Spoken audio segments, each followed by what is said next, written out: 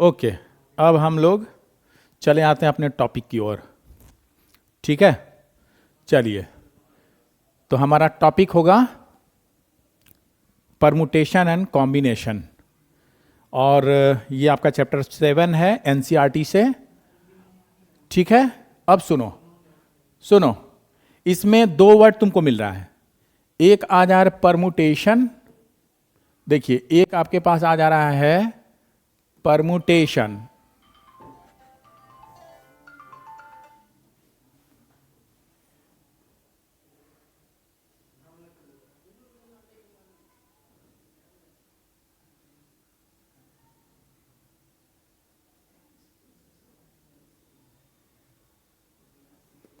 देखो, एक वर्ड तुम्हारा है परमुटेशन एंड दूसरा है कॉम्बिनेशन।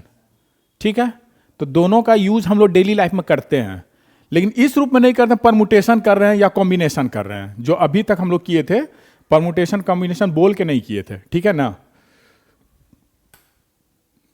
ठीक है, परमुटेशन कॉम्बिनेशन बोल के नहीं किए थे।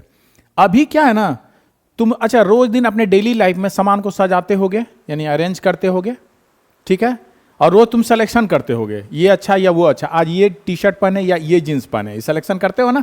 ये खाना खाएं वो खाना खाएं, आप सिलेक्शन करते हैं। कौन सी बुक कहाँ रखें, अरेंज करते हैं। तो यही जो दो वर्ड है, अरेंज और सिलेक्शन, ये दोनों वर्ड यहीं से निकला हुआ है। तो परमुटेशन को ऐसे समझो, परमुटेशन में हम लोग क्या करेंगे, ये है अरेंजमेंट, अरेंजमेंट ऑफ थिंग्स। ठीक है, और ये कॉम्बिनेशन मतलब ये सिलेक्शन, सिलेक्शन ऑफ थिंग्स, ये सिलेक्शन ऑफ थिंग हो गया। अब देखो, जैसे ये बैग है, जैसे मान लो कि ये एक सिस्टम है, इसमें दो बैटरी है, तो आपको एक बैटरी निकालनी है, तो कोई एक बैटरी ऐसे निकाल लेंगे, कोई भी निकाल, आंख बंद करके भी आप निकाल सकते हो, कोई एक तो निकलेगा ही। अब मैक्सिमम कितना निकलेगा, क्योंकि दो है, दो ही निकलेगा, दो बैटरी निकालेंगे। ठीक है, लेकिन अब आपको कहेंगे जिस बैटरी में ये दाग है उसको पहले निकालो, पहले लगाओ, और जिसमें दाग नहीं है वो बाद में लगाओ। इसका मतलब वो अरेंजमेंट हो गया कि जहां पर दाग वाली बैटरी थी, जिसमें कुछ मार्क किए हुए हैं, वो पहले वाले में लगाओ और दूसरे वाले में दूसरा लगाओ। ये हो गया मार्किंग, मतलब अरेंजमेंट का एक तरीका। तो वही हो गया अरेंजमेंट। तो अरेंजमेंट में ऑर्डर चाहिए, लेकिन इसमें ऑर्डर नहीं चाहिए। सिलेक्शन तो बैग से ऐसे करके निकाल लिए, जो भी आइटम निकालना बैग से आपने निकाल लिया, पॉकेट में हाथ डाला, और कोइन निकालना है, चाहे 5 का निकले या 2 का निकले या 10 का निकले, आराम से आप निकाल लीजिएगा। तो वो हो गया सिलेक्शन, इसमें ऑर्डर की जरूरत नहीं है। यहां ऑर्डर चाहिए, यहां पर क्या हो गया, ऑर्डर, ऑर्डर इज इंपॉर्टेंट। यहां पर ऑर्डर इंपॉर्टेंट है, और यहां पर ऑर्डर नहीं जरूरत है, ऑर्डर इज नॉट इंपॉर्टेंट। यहां ऑर्डर इंपॉर्टेंट नहीं है। तो दोनों में यही फर्क है, यानी हम लोग लाइफ में अभी तक अरेंजमेंट करते थे और सिलेक्शन करते थे, लेकिन उसका परमुटेशन और कॉम्बिनेशन नाम नहीं दिए थे। ठीक है, तो ये लेटरल मीनिंग तो हम सीख गए। अब देखो, अब तुम्हारे अगले स्लाइड में कुछ करते हैं, देखना। यहां पर देखो, यहां पर इंपॉर्टेंट कुछ पॉइंट्स है, मार्क करने वाली बात है। देखिए इसमें क्या है, इंपॉर्टेंट पॉइंट यानी रिजल्ट हमने लिख दिया। दो चीज पढ़ेंगे। एक्सरसाइज 1 जो होगा आपका, वो फंडामेंटल प्रिंसिपल ऑफ काउंटिंग पर बेस्ड होगा, जिसको शॉर्ट में FPC हम कर रहे हैं। F for fundamental, P for principle and C for counting. सुनो, इसमें क्या करना, जब मान लो there are M different way of occurrence of an event. Event जब भी बोले इसका मतलब होता है वर्क, जो आप वर्क कर रहे हो, वर्क टू डू, जो भी आप काम कर रहे हो ना, वो इवेंट है। जैसे बैग से या पॉकेट से एक 5 रुपीज का कोइन निकालना, ये हो गया इवेंट। ठीक है, सिक्का को उछालना, वो इवेंट हो गया। ठीक है, काम हो गया। तो मान लो आप एक काम को M तरीके से करते हो और दूसरे काम को N different ways of occurrence of another event, दूसरे काम को आप N तरीके से करते हैं। तो कह रहा है total number of ways of occurrence of the event is this, M into N, total number of. अब समझ रहा है, यहां पर कंफ्यूजन होगा। जब दोनों काम साथ साथ हो, लिखो टूगेदर, दोनों काम साथ साथ हो, तब वहां पर M इंटू N, यानी fundamental fundamental principle of multiplication, FPM हम लगा देंगे, ठीक है। जैसे जीन्स और टी शर्ट आप पहनते हो, ठीक है, तो जीन्स का सिलेक्शन करोगे जीन्स वाले है ना वो ड्रॉ से, और टी शर्ट को सेलेक्ट करोगे टी शर्ट वाले पार्ट से, तो जो आपको अच्छा लगा चल दिए पहनकर। तो ये जो करते हैं, चूंकि बिना बिना वो टी शर्ट पहने जीन्स पहन के तो बाहर जा नहीं सकते हैं, यानी वहां पर जीन्स के साथ टी शर्ट चाहिए, यानी दोनों साथ काम होगा, टुगेदर जब होगा तो फंडामेंटल प्रिंसिपल मल्टीप्लिकेशन लगा देना। यहां मल्टीप्लाई हुआ ना। नेक्स्ट स्लाइड में मेंशन किए हुए हैं, जब दो काम अलग अलग हो, जैसे तुम्हारे पास 2 टाई है, एक रेड कलर का है 3 टाई और ब्लू कलर का आपका 2 टाई है। आप जब पार्टी में जाओगे तो कोई टाई लगाओगे, तो क्या रेड वाला और ब्लू वाला दोनों टांग का साथ जाओगे? ऐसा तो मेथड नहीं है। आप क्या करोगे, कौन सा सूट कर रहा है, चलो इस वाले सूट में मेरा रेड वाला सूट कर रहा है, तो आप रेड पहन के चले जाइएगा। आपके पास 3 टाई रेड है, रेड का केवल वो जो है ना फेड अलग अलग है, तो आप निकाल लिए। नहीं लगाना ये अच्छा नहीं लगा, आप ब्लू वाला पहन लिए तो ब्लू लगा लो, yes this is good, blue पहन के चले गए। यानी आपके पास 3 टाई रेड आप लगा सकते हो, और 2 अगर ब्लू टाई है तो 2 ब्लू लगा सकते हैं, यानी आपके पास टोटल 5 ऑप्शन हो गया, हुआ ना। 3 + 2 टुगेदर नहीं हो रहा है, तो जहां काम टुगेदर नहीं होगा वहां फंडामेंटल प्रिंसिपल ऑफ एडिशन लगा देंगे हम लोग, ये आगे बताएंगे। चलो 2 काम यहां पे फैक्टोरियल नोटेशन है, जो एक्सरसाइज नेक्स्ट यानी 7.2 में हम लोग करेंगे। तो फैक्टोरियल का मीनिंग क्या होता है वो तुमको हम बताएंगे नेक्स्ट वाले में, ऐसे तुम जान लो। चलो यहां पर अगर बता दें तो ऐसे सीखो, जल्दी जल्दी कर देते हैं इस चीज को, चूंकि बता चुके हैं। देखिए यहां फैक्टोरियल नोटेशन है, तो फैक्टोरियल n लिखा हुआ है, ऐसे लिखो या n लिखकर ऐसे करो, दोनों का मतलब है n से घटते हुए ऑर्डर में 1 तक का फैक्टर यानी मल्टीप्लाई। तो n से नीचे एक कम n-1, ठीक है, एक और नीचे n-2, इससे और नीचे जाओ n-3, इसी तरह घटते घटते आ जाओ 3, 2, 1 पर आकर फिक्स हो जाओ। यही फैक्टोरियल n का मतलब हुआ, ठीक है। अब तुमसे अच्छा बताओ, फैक्टोरियल हमने लिख दिया 5, आप क्या कीजिएगा सर, तो बताओ 5 से घटते जाना, एक एक नीचे जाना है, यानी नेचुरल नंबर घटते जाएगा ऑर्डर में। तो 5 हो गया, 4 हो गया, 3 हो गया, 2 हो गया, 1 हो गया, ये सब का मल्टीप्लीकेशन जो आंसर होगा 5 4 जा 20, 60, 120 इज योर आंसर। अब समझ में आया, इसका मतलब ये हो गया, समझा। अब तुम सुनो, अगर कोई कहता फैक्टोरियल 10 बाई फैक्टोरियल 3 को आप सॉल्व करो, है ना, फैक्टोरियल 10 बाई चलो 8 को सॉल्व करो, फैक्टोरियल 10 बाई 8 को सॉल्व करो, तो तुम क्या करेगा, फैक्टोरियल 10 को पहले एक्सपेंड कर देंगे, 10, 9, 8 फिर 7 वगैरह जाएगा, लेकिन आपके पास नीचे 8 है तो यहां 8 करके छोड़ दो, और नीचे फैक्टोरियल 8 है ही, तो इससे फायदा क्या, ये 8 8 चला जाएगा, ये 90 आपका आंसर आ जाएगा। तो वही बताया गया है कि फैक्टोरियल n का मतलब 1 से स्टार्ट कीजिए n तक चले जाइए मल्टीप्लाई करते हुए। फैक्टोरियल n को ऐसे भी लिख सकते हैं n और n-1 फैक्टोरियल करके छोड़ दो, जैसे फैक्टोरियल 5 है तो आप लिख सकते हैं 5 इंटू फैक्टोरियल 4, एक कम, जहां तक जाएंगे, अभी देखो वहां गए ना 8 तक जाकर रुक गए, तो इस तरह यहां रुक जाओ। अब सुनो, इसी तरह फैक्टोरियल देखो n-2 और n-3 पर फैक्टोरियल ले लिए, यानी इसके बाद का चीज को छोड़ दिए। फैक्टोरियल का मीनिंग अब समझ में आ गया। अब सुनो, अब देखो परमुटेशन का मतलब क्या होता है वो तो बता दिए। Permutation is an arrangement of different order of A number of distinct object, अलग अलग ऑब्जेक्ट का अरेंजमेंट है एक डिफिनिट ऑर्डर में। देखो ऑर्डर आ गया ना, एक डिफिनिट ऑर्डर में सजाना किसी चीज को, नंबर को, है ना, या कोई जो भी आइटम आपके उसको डिफिनिट ऑर्डर में एक सही क्रम में सजाना, वो परमुटेशन कहलाता है। जैसे तैसे रखा तब कम नहीं है, ठीक है।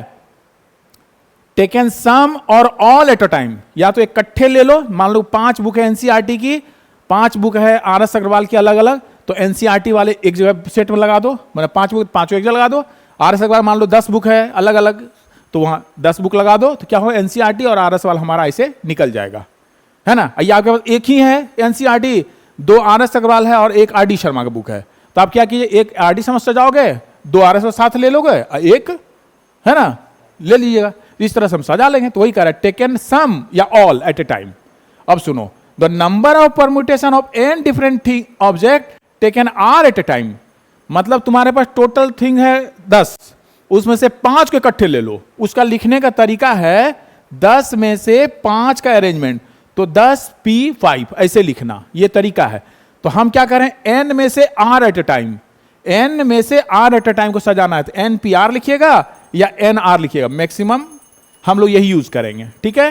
तो इसका मतलब क्या होता है, चलो यहां मेरे तरफ से लिखा जा रहा है fact n P r mean selection, sorry, arrangement of r thing from, मतलब आउट ऑफ एन थिंग।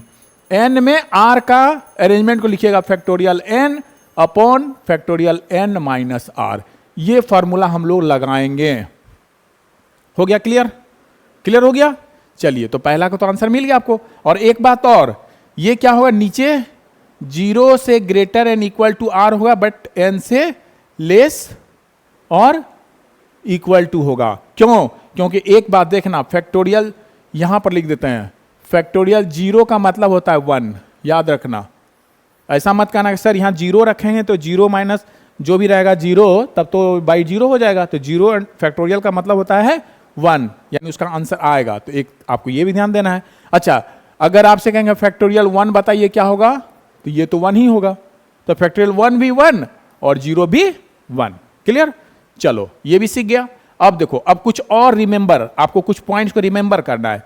कहता है the number of permutation of n different things या object taken r at a time, ठीक है, वेयर रिपीटेशन इज अलाउड।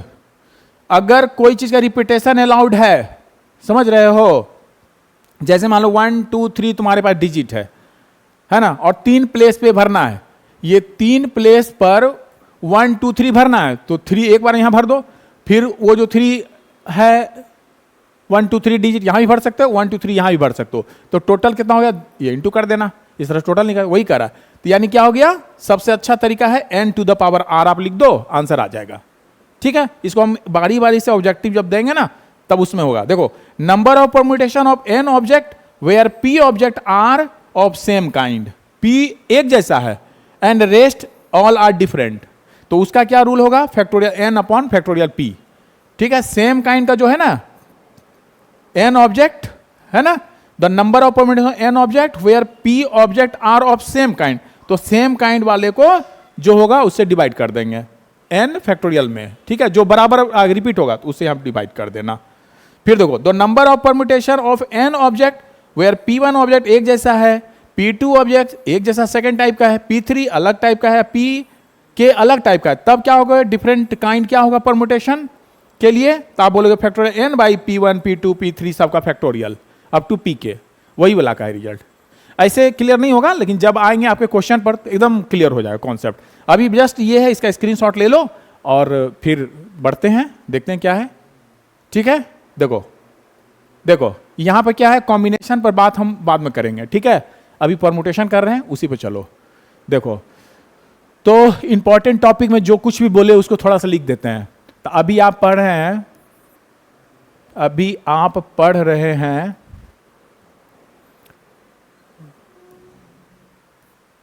देखो,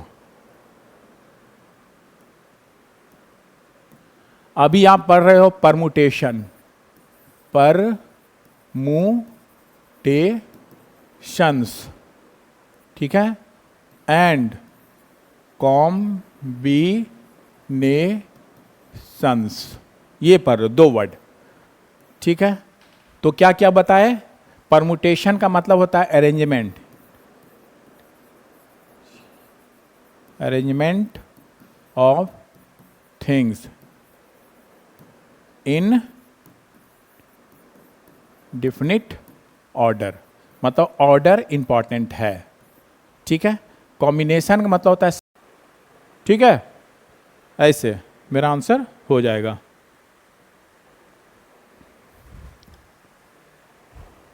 ठीक है ना, अब सुनो, अभी देखो, अभी देखो, ये तो हम सीख गए। अब हम आते हैं सिलेक्शन पर। मान लो तुम्हारे पास ये एग्जाम्पल हो गया, ये एग्जाम्पल 1 है और ये एग्जाम्पल 2 है। यू हैव 3 एप्पल, ठीक है, मान लो A B C, मतलब एक बैग में 3 एप्पल A B C है, तो आपको कहेंगे 2 एप्पल को सेलेक्ट करो। क्या आंसर है मेरा, क्वेश्चन क्या है, 2 एप्पल को सेलेक्ट करना है। तो selection of 2 Apple, total number of selection of 2 Apple. ठीक है, आपको करना क्या है, total number of selection, selection of selection of two apples are, देखो क्या होगा, पहले तो तुम ए बी ले लो, दो निकाल लिए, या फिर बी सी ले लो, या फिर ए सी ले लो, यही ना, इससे ज्यादा तो नहीं होगा। यानी बैग में ए बी से रखा हुआ है, आप ऐसे आंख मूंद के निकालोगे, उसमें ए बी सी हमने लिख दिया, यानी स्टिकर सटा हुआ ए बी सी का, तो आप ए निकाल लिए, दूसरा सी निकल गया, है ना, ओके। फिर आपने बी निकाला, सी निकल गया, तो बी सी हो गया, दो एप्पल निकल गया। आपने ए निकाला, सी निकल गया। अच्छा, कोई बोलेगा सी ए सर मेरा निकल गया, तो बात तो बराबर, दोनों वही एप्पल आए आपके, क्या अंतर हो गया, इस हाथ में और इस हाथ में आ गया। और जब खाओगे तो बस उतना ही आपको मस्ती आएगा जितना ए सी से आएगा, सी ए से बराबर, यानी रिजल्ट सेम। तो जब रिजल्ट सेम है तो ऑर्डर को कोई जरूरत नहीं है ना। तो ये आपका हो गया तीन तरीका। तो क्या लिखिएगा, total number of selection of two apple at a time equal to कितना हो जाएगा, 3, 3 हो जाएगा, ठीक है। अच्छा सुनो, यानी क्योंकि इस सिलेक्शन के लिए देखो, फॉर ईच सिलेक्शन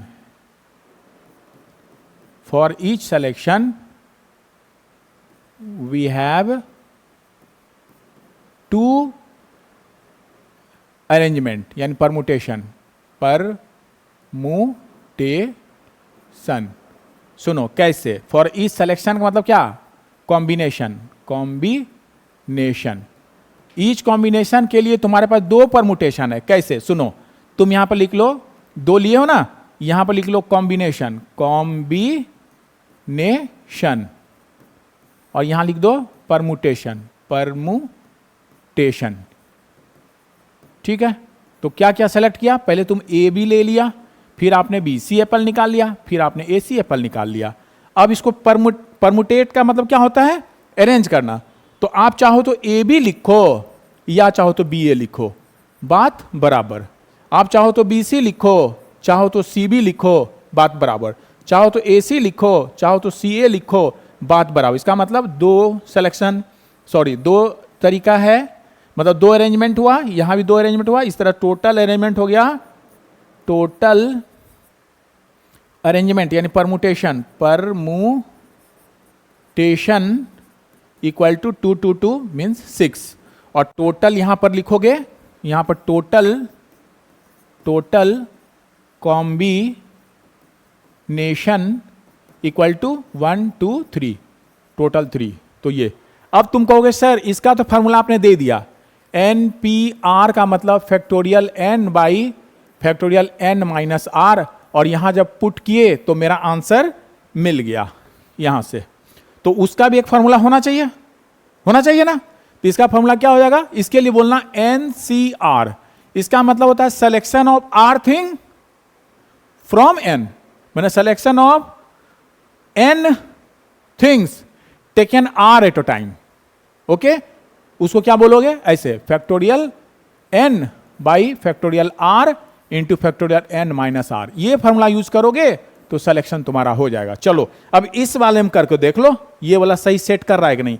तो तुम्हारे पास क्या है, टोटल कितना है, 3 एप्पल है, कितना सेलेक्ट करना है, 2 का करना है। तो आप कहिएगा सर ये तो हो गया 3C2 means factorial 3 by factorial 2 into factorial 3 minus 2 बराबर हो जाएगा factorial 3 by factorial 2 into factorial 1। तब तो 3 2 1 और ये हो गया 2 1, तो 2 से 2 काट दो, बराबर 3 इज योर आंसर। देखो with the help of formula ये आ गया। अब समझ में आया क्या होता है। तो दोनों हम सीख गए, परमुटेशन और कॉम्बिनेशन में फर्क सीखे, ठीक है, ये फर्क आपने सीखा। और एक आप बताइए, आपका क्वेश्चन ये है, इसी चीज को आपको बताना है। सबको इरेज कर दें, स्क्रीनशॉट ले लिया पहले से, ओके। देखो यहां पर सबको डिलीट कर देते हैं। क्वेश्चन ये है कि out of 4 boys, out of, example फिर से ये तुम्हारे लिए, आउट ऑफ 4 बॉयज, नाम है A B C D, ये 4 बच्चा है, ठीक है, A B C D। और आपको क्या करना है, टोटल नंबर ऑफ कॉम्बिनेशन आपको करना है total number of combination, total number of combination किसका, 3 एक बार में लेना है। Combination, total number of combination of selecting 3 boys कर दो। Combination of selecting 3 boys equal to what, ये भरना है। और फिर करना है आपको क्या, टोटल नंबर ऑफ परमुटेशन करना आपको। एंड फॉर ईच कॉम्बिनेशन, ये लिख देते हैं, and for each combination there are dash permutation, बताओ, ये तुम्हारा क्वेश्चन है। तुम्हारे पास कॉम्बिनेशन तुमको करना है और उससे क्या परमुटेशन होगा प्रत्येक के लिए, परमुटेशन क्या होगा ये तुमको बताना है। तो कॉम्बिनेशन क्या करोगे, तुम्हारे पास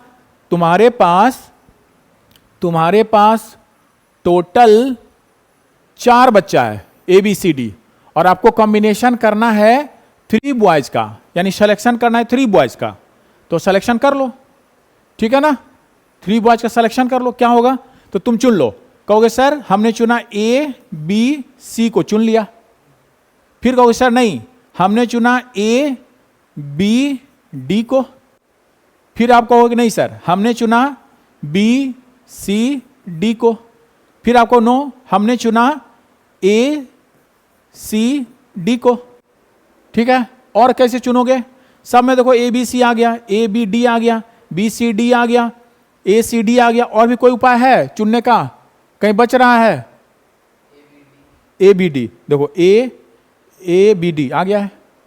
और बोलो कुछ छूट रहा है, नहीं है ना, नहीं ना, मतलब ये 4 तरीके से हम बच्चों को चुन सकते हैं। तो 4 तरीका हो गया। अच्छा चलो, अब सबको सजाओ, एज पर हाइट सजाओ या फिर एज पर वेट सजाओ, तो दोनों का डिफरेंट हो जाएगा ना।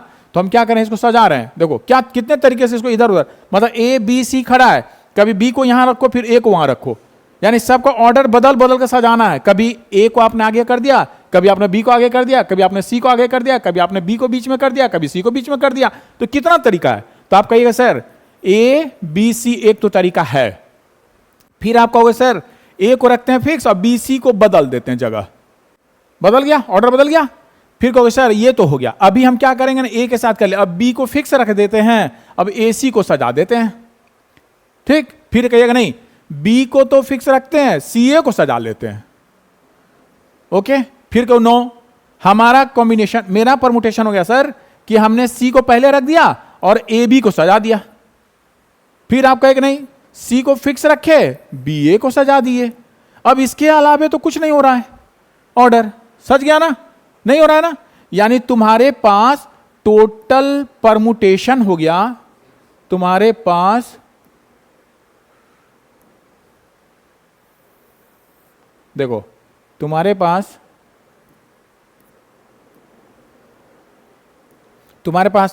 टोटल परमुटेशन हो गया 6, इसका 6 हो गया। इसी तरह इसको भी सजाओ, देखो लिखोगे ABD, ओके। देन क्या करना, A को फिक्स कर दो और DB को बदल दो जगह। फिर क्या कहोगे, सर A को रखते हैं, B से ही शिफ्ट कर लेते हैं, BAD लिख दीजिए, ठीक है। फिर क्या कीजिएगा, BDA कर लोगे। फिर क्या कर सकते हो, AB को आपने शिफ्ट किया, अब D से करते हैं शुरू, DAB कर लेते हैं। फिर आप कहोगे नहीं, D को फिक्स रखते हैं, BA कर लेते हैं, यानी ये भी 6 तरीका मेरे पास हो गया, सही है। फिर अगला तरीका तुम अप्लाई करो, अगले में उपाय करो। इसका क्या करोगे, कहोगे सर BCD आपने सजाया, तुमने सजाया BDC को, बात बराबर। फिर क्या करें सर, हमारा पहले आ जाएगा C और फिर सजेगा BD। फिर आप कहोगे नहीं, C को फिक्स रखते हैं, DB को सजा लेते हैं। इसी तरह आप कहोगे कि D को ले लेते हैं और BC को सजा लेते हैं, ठीक है। फिर कहिएगा नहीं, D को ले लेते हैं, CB को सजा लेते हैं। इस तरह से 6 तरीका यहां भी है आपके पास। कोई मैच नहीं ना कर रहा है, कहीं मैच कर रहा है तुम्हारा ऑर्डर? नहीं ना मैच कर रहा है। चलो यहां पर सजा लो, ए सी डी रखा, तो इसी तरह फटाफट कर लो, ए डी सी कर लो, फिर आप सी को बाहर रखो और फिर ए डी को सजा दो, फिर सी को सेट रखो, डी ए को सजा दो, फिर क्या करो, फिर तुम क्या करो, डी को फिक्स रखो, ए सी को सजा दो, डी को फिक्स रखो, सी ए को बदल दो। यानी 6 तरीका यहां भी है। यानी तुम्हारे पास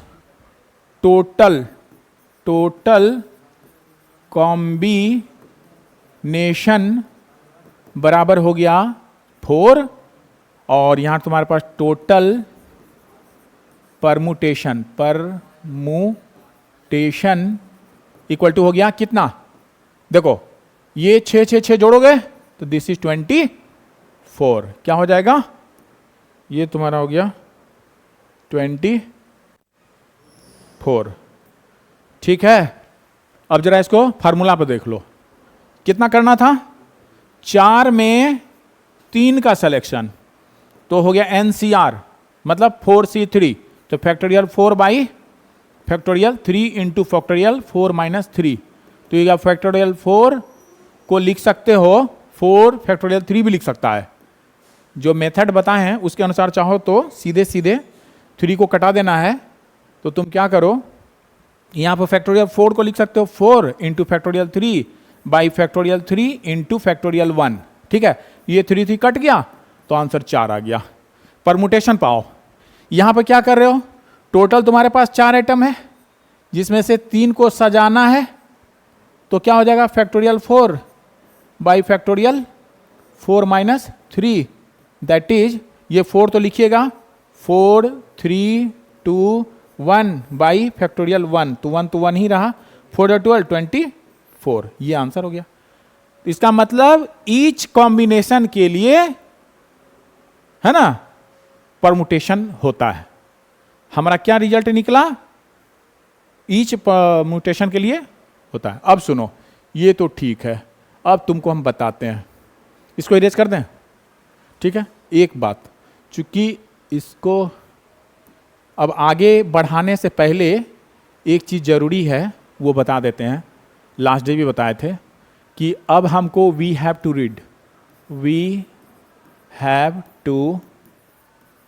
रीड क्या क्या पढ़ना है। NCERT का एक्सरसाइज 7.1 से शुरू है ना। हाँ, 7.1 जो होगा, वो जो प्रॉब्लम्स होगा वो बेस्ड ऑन फंडामेंटल प्रिंसिपल, है ना, ऑफ काउंटिंग। फंडामेंटल, इससे समझ होगा ना, FPB लिख दिए तो FPC लिख दिए, समझ गया, पहले ही लिख दिए, फंडामेंटल प्रिंसिपल ऑफ काउंटिंग पे बेस्ड होगा। एक्सरसाइज जो तुम्हारा 7.2 होगा वो फैक्टोरियल जो बताया, फैक्टोरियल n, वो फैक्टोरियल नोटेशन